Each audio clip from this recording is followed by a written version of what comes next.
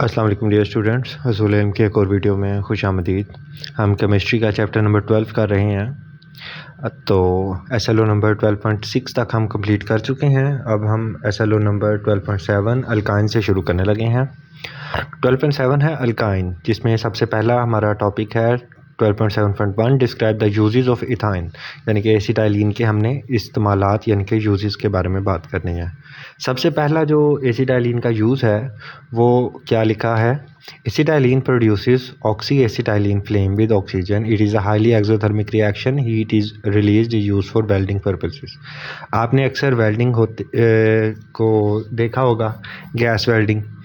तो उसके gas welding में जो गैस यूज़ होती है वो एसिटाइलिन को इस्तेमाल किया जाता है, because oxy acetylene flame produce होती है व्हेन वी बर्न इथाइंस। ठीक है, तो और ये इतनी ज़्यादा तेज़ होती है कि आंखें जला देती है। मतलब we can not look directly into the flame of this burning. तो दैट मीन्स कि हम ये भी कह सकते हैं कि इथाइन की बर्निंग सबसे ज़्यादा होती है एज़ कम्पेयर टू इथीन, और उसके बाद इथेन की जो बर्निंग है वो उससे कम होती है। आगे चल के SLO के अंदर हमने इसको प्रूव भी करना है इस बात को, but this use right here is the first one. Acetylene is used to prepare other chemicals such as alcohols, acetaldehyde and other acids. ये भी आगे जाके अभी हमने डिस्कस करना है कि बल्कि पहले भी कुछ हम रिएक्शंस कुछ तो हम पहले कर चुके हैं, और कुछ रिएक्शंस जो है वो अभी हमने अभी इसी चैप्टर में इसी टॉपिक में अभी हमने डिस्कस करने हैं 12.8 में। It is also used for ripening of fruits. It is used for manufacturing of polymer products such as polyvinyl chloride, polyvinyl acetate, and synthetic rubber like neoprene. It is polymerized to form benzene, which is used as raw material to form a variety of organic compound. Benzene आपको पता है, it is an aromatic compound. अक्सर जो benzoic compounds होते हैं वो आपको मिलेंगे परफ्यूम्स वगैरह में मिलेंगे, या एरोमेटिक कंपाउंड्स, एरोमेटिक प्रोडक्ट्स के अंदर आपको जो है वो इसका यूज़ अक्सर मिलता है। तो ये कुछ मोटे मोटे यूजेस हैं इथाइंस के। नेक्स्ट SLO जो है वो इसका पार्ट ही है, 12.7.1 का ही पार्ट है। इथाइंस की प्रॉपर्टीज़ हमने बतानी है। Alkynes form homologous compound, it is the first member.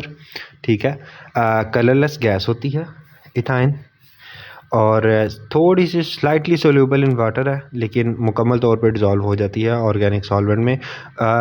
Slightly soluble water में क्यों है, बिकॉज थोड़ी सी पोलैरिटी शो करती है, बिल्कुल मतलब जिसको कह रहे हैं ना कि थोड़े से ट्रेसेस जो है वो शो करती है पोलर होने के। तो दैट इज़ वाई जो है वो वाटर में डिज़ोल्व हो जाती है, बट बहुत slightly as compare to other organic compound such as alkenes and alkanes. ये जो है ट्रेसेस शो करती है। Acetylene is slightly lighter than air. हमने जो पिछले SLO में बात की थी इथीन की, तो इथीन जो है वो डेंस होती है एयर से, बट एसिटाइलिन जो है वो लाइट होती है एयर की निस्बत। Alkynes are also flammable, all organic compounds are flammable, they produce smokier flames than those of alkanes and alkenes। अच्छा, अब चूँकि ये इनमें कार्बन की कंपोजिशन ज़्यादा है एज़ कम्पेयर टू हाइड्रोजन।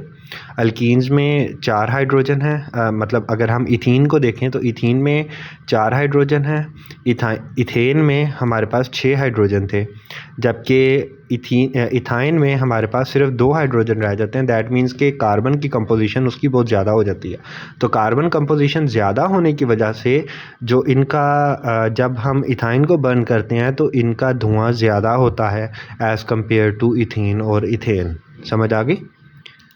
तो ये रीज़न है, ये कुछ प्रॉपर्टीज़ हैं इथाइन की। उसके बाद अगर हम बात करें प्रेपरेशन ऑफ इथाइंस की, तो इथाइन को हम 3 तरह से प्रिपेयर कर सकते हैं। वैसे तो और भी बहुत सारे प्रोसेस है, बट आपके लेवल और आपके सिलेबस के अकॉर्डिंगली ये 3 चीज़ें हैं, जिसमें नंबर 1 है कैल्शियम कार्बाइड और क्लोरीनेटेड हाइड्रोकार्बन्स, इनको इनका रिएक्शन करवा के तो हम जो है वो इथाइन प्रिपेयर कर सकते हैं। अब रिएक्शन में क्या हो रहा है, CaC2 प्लस CH2Cl2 ये रिएक्ट कर रहे हैं और क्या बन रहा है, CaCl2 बन रहा है, साथ में इथाइन बन रही है और हाइड्रोक्लोरिक एसिड बन रहा है। तो this is a very simple reaction. दूसरा रिएक्शन है मीथेन से। मीथेन की पायरोलाइसिस करवाई जाती है, यानी कि बहुत ज़्यादा हाई टेम्परेचर दिया जाता है मीथेन को। तो मीथेन जो है वो डिकम्पोज हो जाती है और इथाइन बन जाती है। हमारे पास हाइड्रोजन गैस रिलीज़ होती है। यहाँ पर मीथेन के दो यूज़ होते हैं, दो मॉलिक्यूल मीथेन के यूज़ होते हैं इस रिएक्शन में। यहाँ पर 2 मैं लिखना भूल गया हूँ, तो ये आपने नोट कर लेना है। अच्छा, फिर तीसरा जो है इसमें एथेनॉल से प्रिपेयर की जा सकती है। हम एथेनॉल की भी अगेन ब्रेक डाउन की जाती है, ऑक्सीडेशन की करवाई जाती है। एंड ऑक्सीडेशन के नतीजे में क्या होता है, एथेनॉल की ऑक्सीडेशन करवाने से क्या होता है, कार्बन मोनोऑक्साइड रिलीज़ होती है, हाइड्रोजन गैस रिलीज़ होती है और हमारे पास जो है वो इथाइन प्रोड्यूस होती है। इथाइन भी हम प्रिपेयर कर सकते हैं। तो ये 3 मेथड हैं जिनके ज़रिए हम इथाइंस की प्रिपरेशन कर सकते हैं। उसके बाद हमारे पास SLO नंबर 12.7.2 है, इथाइन एज एन एसिड। हमने ये बात प्रूव करनी है। क्वेश्चन में मैं देख रहा था, क्वेश्चन भी आया हुआ है 3 मार्क्स का किसी पेपर में कि we need to prove that ethyne can act as an acid. So उसका जो आंसर है वो बड़ा सिंपल है। When acetylene reacts with silver nitrate, its acidic hydrogen reacts with silver nitrate to form white precipitates. Acetylene shows its acidic nature as donated by H positive ion, यानी कि proton. अब ये क्यों ethyne जो है वो acidic क्यों react करती है, क्योंकि it has the ability to donate proton. ठीक है, H पॉजिटिव आयन डोनेट कर रहा है, जैसे कि आप इस केमिकल रिएक्शन इक्वेशन में आप देख रहे हैं कि यहाँ पर इथाइन है। ठीक है, ये रिएक्ट कर रहा है सिल्वर नाइट्रेट AgNO3 के साथ रिएक्शन कर रहा है, जिसके नतीजे में हाइड्रोजन जो है वो डोनेट हो रही है, HNO3 बन रहा है हमारे पास, और उसको हाइड्रोजन की जगह जो है वो सिल्वर आके अटैच हो रहा है। ठीक है, तो ये चीज़ हमें दिखाती है कि इथाइन जो है वो एसिडिक नेचर की होती है। इथाइन प्रोड्यूसेस मोर एनर्जी इन कंबस्शन, वही जो मैं अभी बात कर रहा था, हमने ये चीज़ प्रूव करनी है। तो ये रिएक्शन हम ऑलरेडी कर चुके हैं, इथेन की बर्निंग, इथीन की बर्निंग। हमने मीथेन की देखा था और मीथेन को देखा था हमने, और इथीन का रिएक्शन हम ऑलरेडी कर चुके हैं। तो इसमें आप जो है वो इजीली देख सकते हैं कि ये सबसे ज़्यादा जो है वो रैपिडली बर्न होती है। कंबस्शन में ज़्यादा इसके मॉलिक्यूल्स यूटिलाइज हो रहे हैं इथाइन के एज़ कम्पेयर टू इथेन और इथीन। ठीक है, ये 4 मॉलिक्यूल्स यूज़ हो रहे हैं, जबकि यहाँ पर एक मोलर मास की कंसंट्रेशन के हिसाब से यूटिलाइज हो रहा है। दूसरी चीज़ ये है कि ये 5 ऑक्सीजन के मॉलिक्यूल यूज़ कर रहा है, ये 3 और ये 7। तो इथेन जो है वो ज़्यादा ऑक्सीजन यूज़ कर रही है, और इथाइन जो है वो 5 यानी कि मीडियम और सबसे कम ऑक्सीजन जो है वो इथीन यूटिलाइज़ करती है। लेकिन इसमें जो एक चीज़ बड़ी नोटिसेबल है वो ये है कि आप यहाँ पे देख रहे हैं कि कार्बन डाइऑक्साइड की प्रोडक्शन जो है वो इथाइन की बर्निंग में सबसे ज़्यादा होती है। ठीक है, इथाइन की बर्निंग में ये सबसे ज़्यादा हो रही है, और एनर्जी भी इसमें सबसे ज़्यादा प्रोड्यूस इस वजह से हो रही है कि यहाँ पर water molecule as compare to ethane कम बन रहे हैं।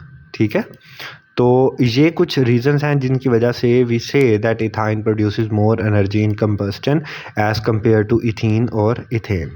तो ये छोटा सा एक टॉपिक है 12.7.2। फिर 12.7.3 है हमारे पास प्रेपरेशन ऑफ अल्काइंस। इसमें हमने 2 रिएक्शंस को देखना है, डीहाइड्रोहेलोजिनेशन जो कि 12.6 में भी हमने की थी। तो वही चीज़ है, डीहाइड्रो यानी कि रिमूवल ऑफ वाटर, हैलोजन यानी कि रिमूवल ऑफ हैलोजन। तो विसिनल डाइहैलाइड्स को हम यूटिलाइज़ करते हैं इस रिएक्शन में, और हमने अंदर से इसके जो है वो वाटर रिमूव करना है, और हमने इसमें से क्या रिमूव करना है, हाइड्रोजन को रिमूव करना है। ये रिएक्शन क्यों इस्तेमाल किया जाता है? ताकि हम जो है अल्काइन प्रोड्यूस कर सकें या अल्काइन बना सकें। अब ये रिएक्शन को आप बड़े तफसील के साथ देखें, गौर करें कि इसमें हो क्या रहा है। हो इसमें ये रहा है कि X जो है वो हमारे पास यहाँ पर हैलोजन है, ठीक है। ये हैलोजन जो हैं ये रिमूव हो रहे हैं विद वन हाइड्रोजन, यानी कि एक हाइड्रोजन रिमूव हो रहा है और एक हैलोजन रिमूव हो रहा है। नतीजतन हमारे पास जो है वो इथाइन बन रहा है। साथ में हमारे पास सोडियम का सॉल्ट बनेगा। लेट सपोज कि अगर यहाँ पे क्लोरीन है तो हमारे पास NaCl बन जाएगा। अगर ब्रोमीन है तो सोडियम ब्रोमाइड बन जाएगा। साथ में हमारे पास नाइट्रोजन गैस जो है वो प्रोड्यूस हो रही है। तो ये डीहाइड्रोहेलोजिनेशन का प्रोसेस है जिसके ज़रिए हम अल्काइंस प्रोड्यूस कर सकते हैं। 3 प्रोसेस ऊपर देखे हैं हमने, यहाँ पर ये वाला और ये वाला, और नीचे 2 प्रोसेस ये हैं। तो टोटल 5 प्रोसेस हैं ऑफ प्रिपेयरिंग अल्काइंस। दूसरा प्रोसेस जो है वो डीहैलोजिनेशन ऑफ टेट्राहैलाइड्स है, यानी कि टेट्राहैलाइड्स जो कि हमने अगर आपको याद हो तो अल्केन्स जब हम मीथेन वाला टॉपिक कर रहे थे तो वहाँ पर हमने हैलोजिनेशन की थी हमने। तो हमारे पास कार्बन टेट्राहैलाइड आया था, टेट्राक्लोराइड हमारे पास बनी थी जिसमें हमने हैलोजन को ऐड करते गए थे। अब यहाँ पर अगर हम हैलोजन्स को रिमूव करें जिंक डस्ट की को यूटिलाइज़ करते हुए और साथ में हीट देते हैं तो आहिस्ता आहिस्ता हैलोजन्स रिमूव होते जाते हैं और पहले ये 2 उतरते हैं, डबल बॉन्ड बन जाता है, फिर ये दोनों भी उतरते हैं तो ट्रिपल बॉन्ड बन जाता है। तो हमारे पास इथाइन आ जाती है और साथ में जिंक क्लोराइड सॉल्ट हमारे पास बन जाता है। तो ये 5 मेथड्स हैं ऑफ प्रिपेयरिंग अल्काइंस। बड़ा इजी सारा आसान सारा टॉपिक है। कोई इसमें कन्फ्यूजन हो अगर या कोई क्वेश्चन है तो वो आप कमेंट सेक्शन में दे सकते हैं। Thank you for watching. अल्लाह हाफिज़।